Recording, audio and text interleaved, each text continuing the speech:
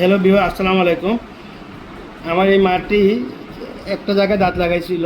এই দেখেন দাঁতের কী অবস্থা। উদ্দেশ্য হলো এটা, উনি যার কাছে চিকিৎসা করছে উনি কোনো ডাক্তার ছিল না, বিডিএস না। আমি বারবার বলি বিডিএস ডক্টর দ্বারা চিকিৎসা করবেন, বিডিএসের কাছে চিকিৎসা করবেন।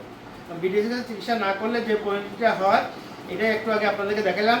উনি একটা ব্রিজ করছিল কিন্তু পুরো ব্রিজটাই নড়তেছে, কারণ তারা জানেই না যে চিকিৎসা কীভাবে করতে হয়। তাই প্রতারণা থেকে সাবধান হন, প্রতারণা থেকে বাঁচবেন। বিডিএস ছাড়া অন্য কারোর কাছে চিকিৎসা করবেন না। এবং অল্প টাকা চিকিৎসা করার কারণে এই কদিনের মধ্যে এখন ওনার পুরো দাঁতটাই নড়তেছে। আবার পাশাপাশি অ্যাক্সেপ্টও তো আপনারা দেখতেই পারতেছেন, রুট ক্যানেলটা প্রপারলি হয় নাই, এই অতটুকু হাফ ডাউন করে রাখছি। এখন পুরো জিনিসটাই নড়তেছে। এবং এই দেখেন একটা বড় একটা বিশাল একটা ইনফেকশন অলরেডি ছড়াই গেছে।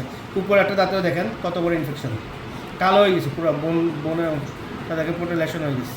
এই দেখেন একটা রুট ক্যানেল করছিল। তো এভাবে অপচিকিৎসা থেকে আপনারা বাঁচুন এবং অবশ্যই বিদেশ ডাক্তার দ্বারা চিকিৎসা করবেন। ভালো থাকবেন, সুস্থ থাকবেন। আসসালামু আলাইকুম।